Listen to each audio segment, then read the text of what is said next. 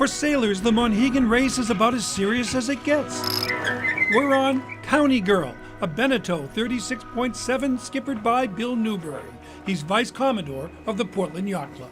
It's a challenge, and it's different every time we do it. It's good friends getting together, spend some intimate time out in the ocean. His afterguard consists of Skip Yale of Yarmouth and Yale Cordage and Stephanie Helms of Freeport. The decision makers on a boat form this afterguard, and our brain trust is trying to get us across the line right at 10:15. Here we go. Go halyard. Bring that sucker in, please. Quick. This is the 90th Monhegan. The start is inside. The idea being any offshore wind will combine with outgoing tide to help us get to open water. Just 25 boats have entered the 90-mile event, a sign of changing times. And I think a lot of the decline in some of the distance stuff is because people just don't have the time. You know, it takes a lot of effort and a lot of preparation to safely go to sea for a 90-mile, 100-mile race. We're tacking and jiving and trying to get outside, but we're becalmed. So it just feels like we're not moving at all. We don't make the mouth of the hussy and actually drop anchor so we don't drift backwards. In a few minutes, a light breeze picks up and eventually we're outside and truly underway. You got out of there, yay! Mickey Cody has done a great job tending sail. It is pretty thankless, yes. Fun? It is, absolutely. It's not really thankless, but we sort of make it that way. It's absolutely a blast to be on the foredeck. I really enjoy it. We're starting to feel good. We cruise along in the middle of the pack, gratefully ahead of those guys who seem to be running aground. I think the crew's doing great. You know, everyone's cooperating, everyone's doing their part. We've had some strange wind conditions, so it's been a lot of trying to balance the boat and keep things moving. The breeze slowly but continually increases and we're starting to cruise. And we're starting to feel pretty good about our speed. Those guys are really struggling to get out here. I think we're okay. You know, it's just how much do we want to buy? Right. PYFC Race Committee County Girl reporting rounding time 15:53:10. As we get out on the ocean, the decision is made to go outside. The idea is that we'll go a little farther and a whole lot faster because we're anticipating higher winds offshore. You do what you can to figure out where you think it's going to be. Some days it pays off, some days it doesn't.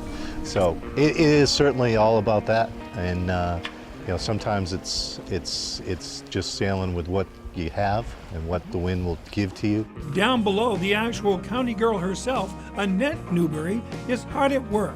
A much better sailor than she lets on. Annette just graduated from culinary school and is in the galley whipping up a lasagna. We try and keep the same menu every year. We just find that it works well. So it's kind of a family affair. The lasagna is my husband's recipe. Oh, really? I made it. Yeah. DJ, Bill's sister, does the chili. Yeah. We've got a breakfast casserole for in the morning. This is a really fun part of the race. We're up to 6 or 7 knots. DJ DeRoy is Bill's sister. I don't remember why I wanted to do it the first time, but every year I say I'm not doing it again, and every year I do it again. Because it is brutal on your body. You're pretty sore after sitting on the rail for 24 hours or more. And the food is great. The sun is setting, and we can see Seguin in the distance. You know, things get dark, and you try to sail through the night and wake up in the morning with the sunrise and see where you are. As night falls, we start to fly in winds that gust to 22.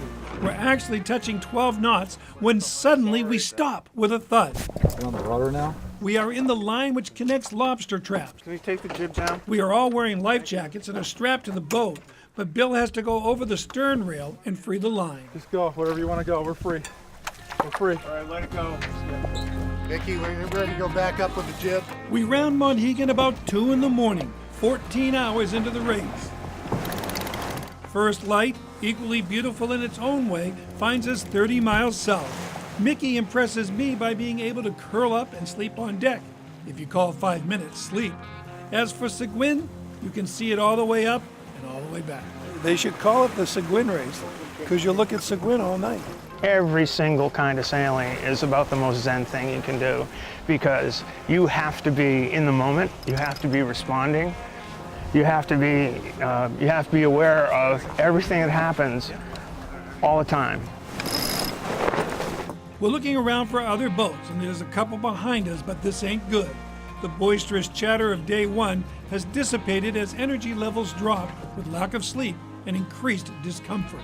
We're picking up bits of information on the radio, and to our chagrin, we crossed the line 4th out of the 5 boats in our class. There you go, one Monhegan down. Disappointed, yet undaunted. Well, we survived. We had a good time. We saw every kind of condition you could think of. And we took a bet on going outside. Didn't really pay off.